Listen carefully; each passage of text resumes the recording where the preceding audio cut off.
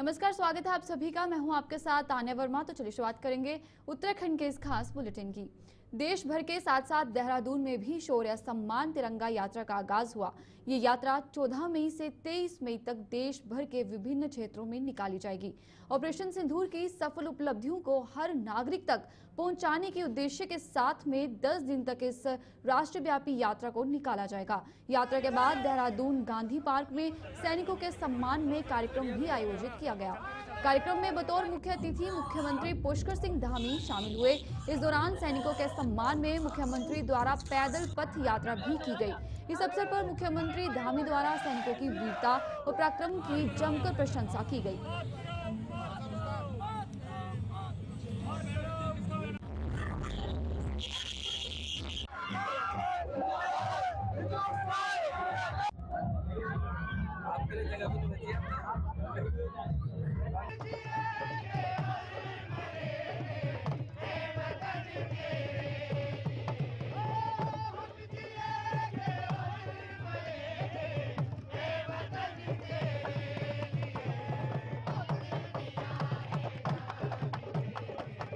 तो देश के प्रधानमंत्री जी ने कहा कि आतंकवाद से युद्ध है, पाकिस्तान से हमारा वागे न। भारत की सेनाओं ने जिस प्रकार से ऑपरेशन सिंदूर चलाया, शौर्य, पराक्रम और साहस और सटीक रणनीति,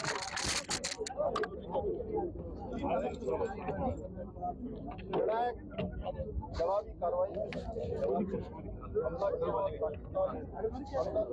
पाकिस्तान द्वारा 9 आतंकवादी अड्डों को नेस्तनाबूद करने का काम किया। पाकिस्तान को घुटने टेकने पर मजबूर किया। उनके डीजीएमओ ने, पाकिस्तान की सरकार ने जिस प्रकार से युद्ध विराम का अनुरोध किया, भारतीय सेना ने हर उस मुंहतोड़ जवाब उस कार्रवाई का दिया, जिसमें पाकिस्तान की सेना ने मिसाइल भेजे, ड्रोन भेजे, अनेक फाइटर विमान भेजे। उन सभी को हमारे एयर डिफेंस ने नेस्तनाबूद कर दिया, उनको जो है फेल कर दिया, वहीं हवा में ही उनको पूरी तरह से असरहीन कर दिया। हम भारत की सेना का अभिनंदन करते हैं और पूरे देहरादून में, पूरे उत्तराखंड में, उत्तराखंड देवभूमि है, हमारे प्रधानमंत्री श्री नरेंद्र मोदी जी के नेतृत्व में जो जवाबी कार्रवाई की गई है, एक मजबूत इच्छा शक्ति और निर्णायक लड़ाई लड़ी गई है, जिससे हर भारतवासी का सर गर्व से ऊंचा हुआ है। उत्तराखंड वासी, क्योंकि प्रत्येक घर से यहाँ पर एक सैनिक, देश की हर घर से सैनिक देश की सेवा देते हैं, देश की सीमाओं की रक्षा करते हैं। आज यहाँ देहरादून में सड़कों पर जनसमुद्र उमड़ा है। ये इस बात का प्रमाण है कि आज भारत की सेना हमारे प्रधानमंत्री जी के नेतृत्व में जो भारत को चुनौती देगा, उसको मुंहतोड़ जवाब देगी। ये भारत के लोगों ने भी आज सेना के साथ खड़े होकर, देश के साथ खड़े होकर एकता और अखंडता का परिचय दिया है। हम सेनाओं का फिर से अभिनंदन करते हैं, उनको बहुत बधाई देते हैं, उनका धन्यवाद। 2025 में राज्य सरकार द्वारा उत्तराखंड को देश के अग्रणी राज्यों से की सूची में शामिल करने का लक्ष्य रखा गया था। सरकार अब इस लक्ष्य के करीब पहुंचती हुई नजर आ रही है। वहीं मुख्यमंत्री पुष्कर सिंह धामी ने वित्तीय प्रबंधन में उत्तराखंड को दूसरा स्थान प्राप्त होने पर अपनी प्रतिक्रिया दी है। मुख्यमंत्री ने कहा है कि प्रधानमंत्री के सफल नेतृत्व में उत्तराखंड विकास की ओर निरंतर अग्रसर नजर आ रहा है। इससे पहले भी नीति आयोग द्वारा जारी की गई एसडीजी की रिपोर्ट में 79 अंक प्राप्त कर उत्तराखंड ने पहला स्थान प्राप्त किया था और अब वित्त प्रबंधन में भी उत्तराखंड को दूसरा स्थान प्राप्त हुआ है, जो कि प्रदेश के लिए गौरव की बात है। उत्तराखंड इसी तरह निरंतर विकास करता रहे, इसके लिए राज्य सरकार पूरी तरह से प्रतिबद्ध है। नरेंद्र मोदी जी के मार्गदर्शन में और उनकी प्रेरणा से जहां हम एसडीजी में भी पहले नंबर पर आए हैं, वित्तीय प्रबंधन में भी हमारा देश में दूसरा स्थान आया है। आज उत्तराखंड हर क्षेत्र में अग्रणी राज्यों की श्रेणी में आ रहा है। ये जो हमको इसमें द्वितीय स्थान मिला है, हम प्रयास करेंगे आगे और हम और अच्छा करेंगे। सीबीएसई बोर्ड परीक्षा 2025 के परिणाम घोषित हो चुके हैं, जिसमें कि उत्तराखंड के रुद्रपुर की कृतिका मंदान ने 99.4% अंक हासिल कर रुद्रपुर का नाम रोशन किया है। मुख्यमंत्री पुष्कर सिंह धामी ने कक्षा 12वीं की सीबीएसई बोर्ड परीक्षा में 99.4% अंक प्राप्त कर प्रदेश का नाम रोशन करने वाली रुद्रपुर की बेटी कृतिका मदान से फोन पर बातचीत की और इस उपलब्धि के लिए बधाई दी।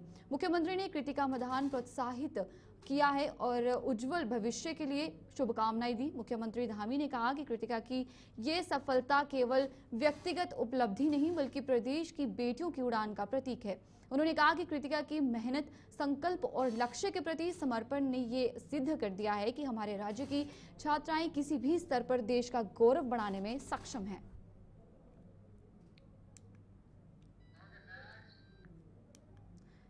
मुख्य सचिव आनंद वर्धन ने सचिवालय में कैंची धाम में यातायात व्यवस्था के संबंध में अधिकारियों के साथ बैठक की।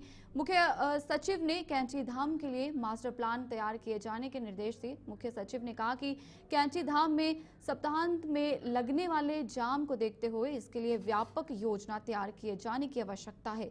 मुख्य सचिव ने कहा कि कैंची धाम बाजार की मुख्य सड़क का चौड़ीकरण एवं सुधारीकरण कार्य तत्काल शुरू किया जाए। उन्होंने कहा कि इसके लिए मिसिंग लिंक से बजट उपलब्ध कराया जा सकता है। उन्होंने कहा कि आने वाले समय में कैंची धाम में श्रद्धालुओं की अत्यधिक भीड़ बढ़ने की संभावना को देखते हुए कैंची धाम के लिए मास्टर प्लान की सख्त आवश्यकता है। उन्होंने इसके लिए प्रस्ताव तैयार किए जाने के निर्देश दिए। मुख्य सचिव ने कहा कि स्थानीय लोगों के लिए वैकल्पिक मार्गों को सुदृढ़ किया जाए, जिनका चौड़ीकरण संभव हो किया जाए। वहीं उन्होंने कहा कि नए पार्किंग स्थल चिन्हित करते हुए विकसित किए जाएं। धाम के लिए एक व्यवस्थित शटल सेवा शुरू की जाए। मोबिलिटी प्लान तैयार किया जाए ताकि वीकेंड में लगने वाले जाम को कंट्रोल किया जा सके। उन्होंने आगे कहा कि मोबिलिटी प्लान को लागू कराया जाना भी सुनिश्चित किया जाए। चलिए मौसम के हवाले से बात करेंगे। प्रदेश में मौसम को लेकर एक बार फिर से अपडेट जारी किया गया है, जिसमें प्रदेश भर के जिलों में सामान्य मौसम रहने की संभावना जताई गई है। मौसम विज्ञान केंद्र देहरादून के निदेशक डॉक्टर विक्रम सिंह ने बताया कि करीब 16 मई तक प्रदेश भर का मौसम साफ रहने वाला है। साथ ही इस दौरान 1 से 2 डिग्री तापमान में बढ़ोतरी भी देखने को मिल सकती है। कुछ पर्वतीय ऊंचाई वाले इलाकों में इस दौरान तेज हवाएं बह सकती हैं। साथ ही उन्होंने 17 मई के बाद मौसम में बदलाव की भी आशंका जताई है। बिल्कुल, आज 13 तारीख मई की हो रही है और अभी 3 से 4 दिन अगर मैं बात करूं तो करीब करीब मौसम साफ रहने वाला है। तापमान इस समय देखेंगे तो बिल्कुल सामान्य पे है, चाहे वो अधिकतम तापमान है या न्यूनतम तापमान है। लेकिन अगले 3-4 दिन में इसमें 2 डिग्री तक के आसपास तक की आप कह सकते हैं बढ़ोतरी होगी। तो आप ये कह सकते हैं कि तापमान भी बहुत ज़्यादा अभी नहीं है, जो सीजन में इस समय होना चाहिए वही है, नॉर्मल पे है। और आगे आने वाले 3 से 4 दिन में इसमें करीब करीब 2 डिग्री तक की वृद्धि होगी, चाहे वो हिल्स में है या प्लेन्स की आप बात करें। जहाँ तक बारिश की बात है तो भी 3 से 4 दिन अभी कुछ एक्टिविटी विशेष नहीं है। छुटपुट एक्टिविटी जो अंदर के डिस्ट्रिक्ट है, उत्तरकाशी, चमोली, पिथौरागढ़ या रुद्रप्रयाग है, बागेश्वर है, तो हल्की एक्टिविटी थंडरस्टॉर्म के आफ्टरनून में, जो कि एक सीजनल भी उसका फीचर है, वो मिलने की संभावना है। वो भी कहीं कहीं पे, ऐसा नहीं कि ज़्यादा एक्टिविटी उसकी है। तो 3 से 4 दिन तो मैं कहूँगा मौसम करीब करीब साफ ही है। उसके बाद 17 से आगे जब आप देखेंगे तो 17 से करीब थोड़ी एक्टिविटी बढ़नी शुरू होगी। आइसोलेटेड एक्टिविटी आपको कुमाऊं के हिल्स में है या जो हमारे अंदर के डिस्ट्रिक्ट है उसमें रहेगी, तो वो भी कोई बहुत ज़्यादा नहीं है, लाइट एक्टिविटी जी वो दिख रही है। 18-19 से जब देखेंगे तो थोड़ा और बढ़ेगी, जो डिस्ट्रीब्यूशन आप कह सकते हैं कुछ जगहों तक में आएगा। 18-19-20 के लेकर बात करें, और हल्की से मध्यम तक की फिर जो है रेन थंडरस्टॉर्म एक्टिविटी कुछ जगहों में हिल्स में खासकर वो मिलेगी 18 से करीब करीब आगे के लिए 3-4 दिन देखेंगे तो इस तरह का है। और ये मौसम ही जो इस समय रेन थंडरस्टॉर्म एक्टिविटी का ये प्री मानसून सीजन जो है या समर सीजन जो है, तो इसमें ये जो रेन थंडरस्टॉर्म एक्टिविटी है वो हमको बिल्कुल मिलती है, मई मत में ठीक ठाक मिलती है। तो वही चीजें अब दिख रहा है कि 18 से आगे फिर से एक बार वो उस तरह की स्पेल जो है वो मिलेगी। उत्तराखंड सरकार ने चारधाम यात्रा में आने वाले श्रद्धालुओं को हर संभव सुविधाएं मुहैया कराने की काफी व्यापक तैयारी की है। श्रद्धालुओं की संख्या को देखते हुए सरकार ने रजिस्ट्रेशन के लिए एक अच्छी पहल की है। अगर कोई श्रद्धालु 25 या उससे ज्यादा की संख्या में एक साथ यात्रा करते हैं तो उन्हें रजिस्ट्रेशन कराने के लिए लाइन में लगने की जरूरत नहीं है। अब वे एक फोन कॉल करके अपना रजिस्ट्रेशन यहां से वे ठहरे हैं वहीं करा सकते हैं। रजिस्ट्रेशन करने वाली टीम स्वयं पहुंचकर उनका रजिस्ट्रेशन करेगी। पर्यटन सचिव सचिन कुर्वे ने बताया कि श्रद्धालुओं की सुविधा को देखते हुए रजिस्ट्रेशन की ये पहल की गई है। उत्तराखंड में चारधाम यात्रा की शुरुआत 30 अप्रैल से शुरू हो गई है। अभी तक करीब 7 लाख से ज्यादा श्रद्धालु चारों धामों में दर्शन के लिए आ चुके हैं। इस बार हमने चारधाम यात्रा के दृष्टिकोण से काफी अहम कदम उठाए हैं और विशेषकर जो हमारा जो श्रद्धालु है उसको किसी तरह की दिक्कत न हो, उसको किसी तरह का हरासमेंट न हो, उस कारण ही हमने इस साल आधार बेस्ड रजिस्ट्रेशन भी शुरू किया है ताकि उसको आसानी से मिले। और जो लोग ऑनलाइन रजिस्ट्रेशन नहीं कर पा रहे थे उनके लिए हमने ऑन स्पॉट रजिस्ट्रेशन की व्यवस्था ऋषिकेश, हरिद्वार और विकासनगर में की है। और इतना ही नहीं, अगर 25 से बड़ा ग्रुप है तो जहाँ पे वो लोग रुके, जिस आश्रम में, जिस होटल में रुके हैं, वहां पे भी हम अपनी टीमों को भेज के रजिस्ट्रेशन करा रहे हैं, यानी वो ऑन कॉल बेसिस पे रजिस्ट्रेशन टीम को बुला सकते हैं। इसका बहुत अच्छा रिस्पांस मिला है, विशेषकर हरिद्वार में और देहरादून के ऋषिकेश में। तो हमने इसमें काफी ये किया है, जितने भी हमारे चारधाम रूट पे जो टेम्पररी टॉयलेट्स थे उसको हमने रिप्लेस कर दिया परमानेंट टॉयलेट से। हमारे जो ट्रेक रूट्स है, विशेषकर यमुनोत्री, केदारनाथ में हमने पूरा सुलभ इंटरनेशनल को साफ सफाई के लिए लगाया है और सारे जो स्टेक होल्डर से उनके साथ कंसल्टेशन हमारा चालू है ताकि यात्रियों को कोई दिक्कत न हो। और चारधाम यात्रा पूरा तरह सुरक्षित है, राज्य सरकार द्वारा पूरी इसमें तैयारी की गई है। और आपके माध्यम से पुनश्च मैं इतना अनुरोध करूंगा कि वो आए, चारधाम के दर्शन करे। और श्री हेमकुंड साहब के कपाट भी हमारे 25 मई को खुल रहे हैं, उसके हिसाब से भी पूरी तैयारी हो गई है। उत्तराखंड पूरे तरह से सेफ है और श्रद्धालुओं का, पर्यटकों का स्वागत है।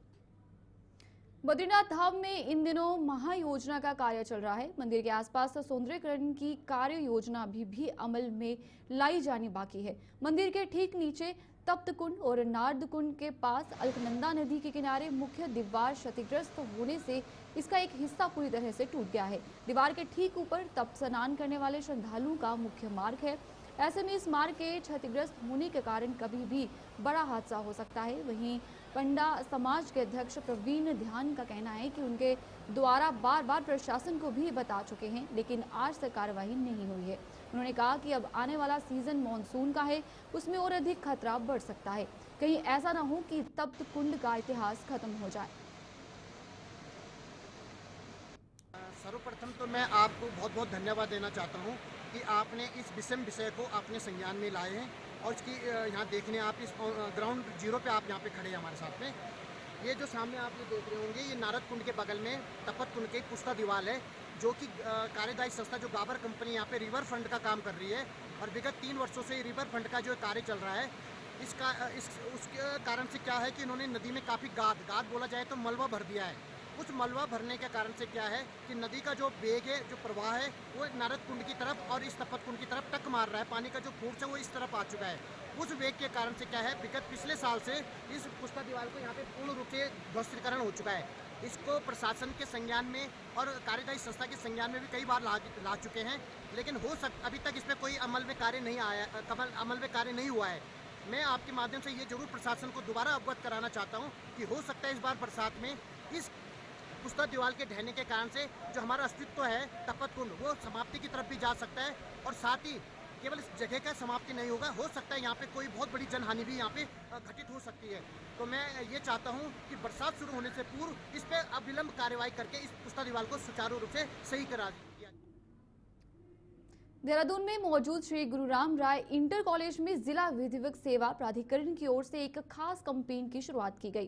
राज्य विधिक सेवा प्राधिकरण नैनीताल के निर्देशन पर शुरू किए गए इस कैंपेन में बाल विवाह और बाल श्रम जैसी कुरीतियों को लेकर लोगों को जागरूक करने का काम किया गया।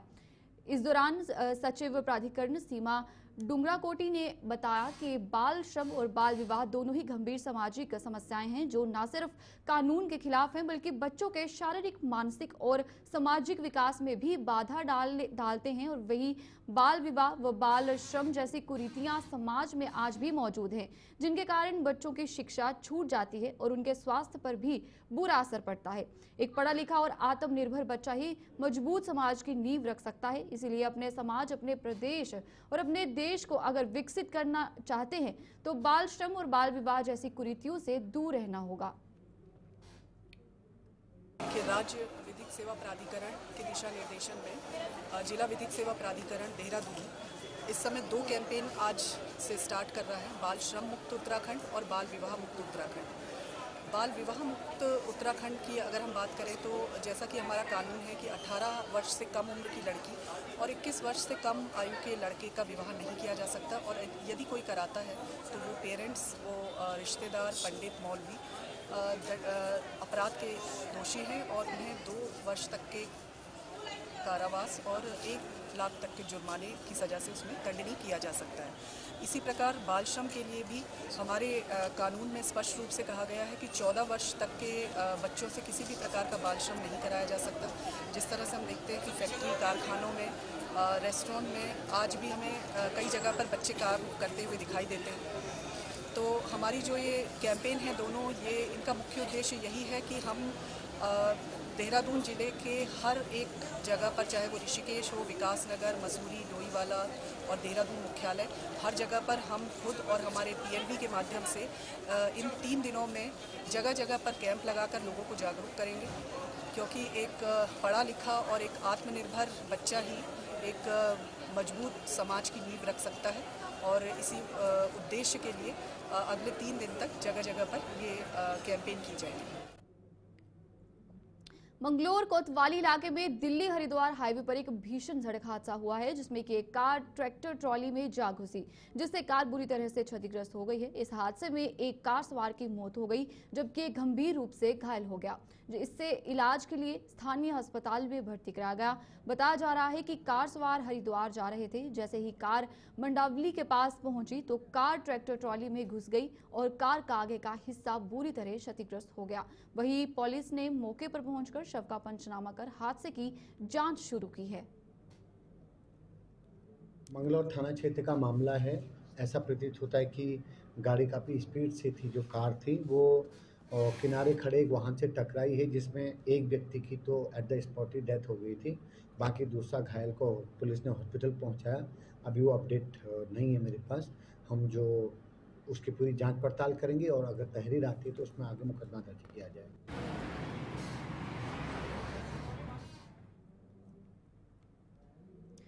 चक्राता तहसील क्षेत्र अंतर्गत गांव की गाय चुगान के लिए उपयोग की जाने वाली बंजर भूमि पर गांव के ही एक व्यक्ति द्वारा सुनियोजित साजिश के तहत अवैध रूप से कब्जा कर गौशाला एवं खेतों का निर्माण किया गया था।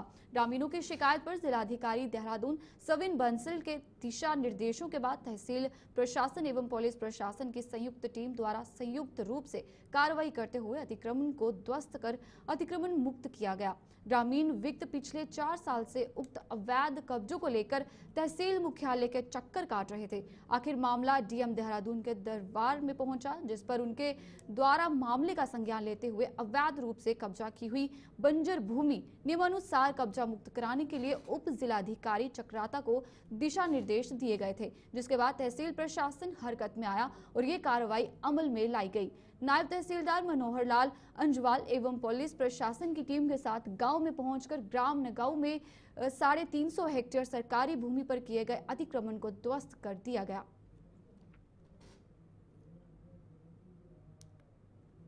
गंगास के द्वारा नगांव में सरकारी भूमि पर कब्जा किया गया है, जिस पर राज्य सुप्रीम कोर्ट नगांव के द्वारा रिपोर्ट दी गई, जिस पर हमारे द्वारा एक नोटिस गंगास को दिया गया था कि आप 21 दिन के अंदर उस कब्जे को हटा दें। लेकिन गंदी के द्वारा कब्जा न हटाने पर पुनः तहसीलदार के आदेश हुई और आज पूरा जो ध्वस्तीकृत अतिक्रमण उसको ध्वस्त किया गया। हाँ सर, कितनी जमीन में लगभग अतिक्रमण मुक्त कराई है? ये 0.350 और एक गौशाला है। इसके खिलाफ नियमानुसार कार्रवाई की जाएगी। इसमें ध्वस्तीकरण की कार्रवाई में कौन कौन से विभाग आपके साथ संयुक्त रूप में उपस्थित थे? जबरेड़ा क्षेत्र में शेरपुर लखनऊ के एक खेत में किसी प्लांट की लगाने की तैयारी की जा रही है और इसके लिए खेत से पोक्लेन द्वारा मिट्टी खोदकर ट्रैक्टर ट्रॉली में भरकर दूसरी जगह डाली जा रही थी। इसी सूचना मिलने के बाद प्रशासनिक अमला हरकत में आया और जबरेड़ा पुलिस ने मौके पर बिना किसी परमिशन के मिट्टी उठाने पर 5 ट्रैक्टर और एक पोक्लेन के सीज किया गया। वहीं एसपी देहात शेखर चंद सुयाल ने बताया कि पूरे मामले में ट्रैक्टर ट्रॉली को थाने में लाया गया है और उन पर जांच के बाद कार्रवाई की जाएगी। तो मैंने इंस्पेक्टर को बोला हुआ था, तो पता लगा कि कोई शख्स अपने खुद के खेत से ही कोई मिट्टी उठाने का कुछ ऐसा प्रकरण संज्ञान में आया। उसके पास परमिशन है या नहीं है, इस बात को तस्दीक करने के लिए थाने पर वो ट्रैक्टर और वो जो गाड़ी आप बता रहे हैं उसको खड़ा किया गया है और उसमें मैंने निर्देश दिया कि जो यथोचित है वो कार्रवाई करेंगे। अगर परमिशन है तो ओके, अदरवाइज उसमें जो आगे चालान की कार्रवाई वो की। इन दिनों उत्तराखंड की खूबसूरती विशेषकर पश्चिमी के विकास नगर के पहाड़ी क्षेत्र की नैसर्गिक सुंदरता वर्तमान में शूटिंग के लिए बॉलीवुड की पसंदीदा जगह बनी हुई है। वही हाल ही में वानी फिल्म के बैनर तले उत्तराखंड के जौनसार बाबर के ऊपर एक डॉक्यूमेंट्री का निर्माण चल रहा है, जिसका निर्देशन बॉलीवुड के मशहूर निर्माता निर्देशक जयप्रकाश कर रहे हैं। इससे पहले भी एक पंजाबी मूवी दुर्गा फिल्म्स के बैनर तले बनी थी, जिसकी पूरी शूटिंग विकास नगर में संपन्न हुई थी, जिसमें बॉलीवुड के कई जाने माने कलाकार शामिल हुए थे। आपको ये भी बता दें कि इन दिनों एक गढ़वाली मूवी मार्चा, जो कि उत्तराखंड के पलायन तथा उत्तराखंड के नायक शहीद केसरी चंद की कथा वस्तु पर आधारित है, जिसकी शूटिंग चक्राता तथा केसरी चंद के गांव के आसपास क्षेत्र में चल रही है। इस मूवी के निर्देशक ने मीडिया से विशेष बातचीत में बताया कि शूटिंग के दौरान स्थानीय लोगों का भरपूर सहयोग मिल रहा है। फिल्म के निर्माता निर्देशक ने कहा कि उत्तराखंड की खूबसूरती वास्तव में स्विट्जरलैंड से कम नहीं है।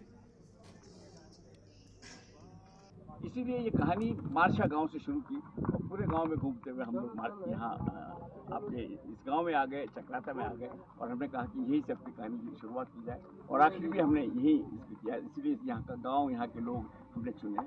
ये इस फिल्म की कहानी और हम इस फिल्म की शूटिंग यहाँ पर चल रही है। लक्ष्य के कई लक्ष्य हैं जीवन में और जो उसका मेन लक्ष्य ये है कि वो अपने गांव के लिए, अपनी जन्मभूमि के लिए कुछ करना चाहता है, जबकि वो हाईली क्वालिफाइड है, वो शहरों में जाकर भी कमाई कर सकता है, अच्छा पैसा कमा सकता है, लेकिन वो अपना वहाँ पर करोड़ों का पैकेज छोड़ के अपने गांव आता है और गांव ठानता है और इसी में वो अपनी मुहिम चलाता है। तो ऐसे ऐसे करके होता है।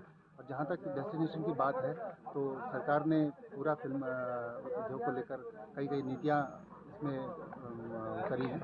तो सरकार का भी धन्यवाद है कि उत्तराखंड में फिल्म नीतियों को, फिल्म के उद्योग को और फिल्मों को बढ़ावा देने के लिए, क्षेत्रीय फिल्मों को बढ़ावा देने के लिए उनका ये प्रयास है, उसकी हम सराहना करते हैं। और इसी प्रयास में हम लोग भी लगे हुए हैं कि हम भी अपनी क्षेत्रीय भाषाओं की फिल्म बनाकर जन जन तक ये अपनी भाषाओं की फिल्मों को पहुँचाएंगे। उत्तराखंड बटे उत्तराखंड यानी कि गढ़वाल, कुमाऊं, जौनसार पहाड़ी क्षेत्र सब एक ही तो हमें आज एक जौनसार में फिल्म शूटिंग आने मार्चा फिल्म के जो शिव नारायण जी का निर्देशन में है और ये माँ हमारा कलाकार छी नए पुराना सब कोशिश करना छो कि कुछ पर उत्तराखंड से अच्छे दे सकें। अब जैसे पहले दिल्ली मुंबई जाते थे पिक्चर में काम करने के लिए, अब प्रादेशिक स्तर पे भी उत्तराखंड में अच्छी पिक्चरें बन रही है, तो किस प्रकार से भविष्य आप देखते हैं आगे? हाँ, उत्तराखंड सरकार अगर इन्हीं वाला जो निर्देशक थे या जो फाइनेंस कर देंगे फिल्म लाइन वगैरह से समय दिया कलाकारों का अच्छे भविष्यवाद, चाहे वो मतलब एक अलग अलग वो होंगी ना ये क्षेत्र में अलग अलग जन की एक होंद एक्टिंग या सिंगिंग या ये रुड़की के मंगलोर कोतवाली इलाके के मलानपुरा मोहल्ले में खड़ी कार में भीषण आग लग गई। वहीं देखते ही देखते आग ने पास में खड़ी दूसरी कार को भी अपनी चपेट में ले लिया। जानकारी के मुताबिक आग इतनी विकराल थी कि कुछ ही मिनटों में दोनों कारें जलकर खाक हो गई और आसपास के लोगों ने कड़ी मशक्कत के बाद गाड़ियों पर पानी डालकर आग पर काबू पाया। अब तक किसी के हाथाहाथ होने की खबर नहीं है, लेकिन आग की घटना ने मोहल्ले में दहशत फैला दी है और पुलिस मामले की जाँच में जुटी हुई है।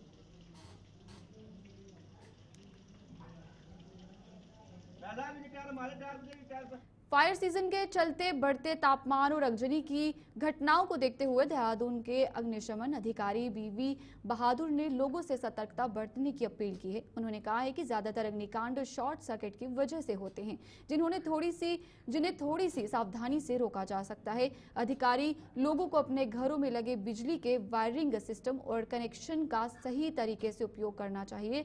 अक्सर देखा जाता है कि वायरिंग की क्षमता से अधिक लोड डाला जाता है, जिससे कि शॉर्ट सर्किट जैसी घटनाएं होती हैं। इसलिए आवश्यक है कि जितना लोड वायरिंग झेल सकती है उसी के अनुरूप ही बिजली का उपयोग करें।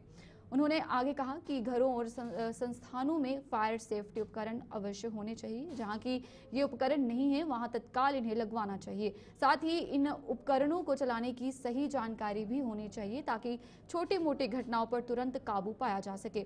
वीबी बहादुर ने कहा है कि आग लगने की घटनाएं कहीं भी कभी भी हो सकती हैं। ऐसे में सभी नागरिकों की जिम्मेदारी है कि वे न केवल सावधानी बरतें बल्कि अग्निशमन के बुनियादी उपायों को भी सीखें और अपनाएं। गर्मी के मौसम में जरा सा भी लापरवाही बड़ी दुर्घटना का कारण बन सकती है। अग्निशमन विभाग की इस अपील को गंभीरता से लेकर यदि हम समय रहते सतर्क हो जाएं तो कई अनमोल जाने और संपत्ति सुरक्षित रह सकती है। मेरी अपील यही रहेगी कि अपने जो है वायर्स जो लोड है, घर का जो विद्युत कनेक्शन है उसके लोड के अनुसार ही जो है उसको कंज्यूम करें इलेक्ट्रिक को, क्योंकि अमूमन जो है जो घटनाएं हो रही हैं इस समय या होती हैं वो शॉर्ट सर्किट से ही होती हैं और ये मतलब लापरवाही का प्रतीक। तो इस तरह की लापरवाही चाहे कोई भी संस्था हो, दुकान हो, मकान हो, जो है ऑफिस हो, इंडस्ट्री हो, उसमें ना करें। लोड के अनुसार ही कंज्यूमशन जो है करें और साथ ही जो भी इक्विपमेंट हैं जो फायर से। चलिए उत्तराखंड के इस खास बुलेटिन में फिलहाल इतना ही। मुझे दीजिए इजाजत और आप देखते रहिए गुलिस्तान न्यूज़।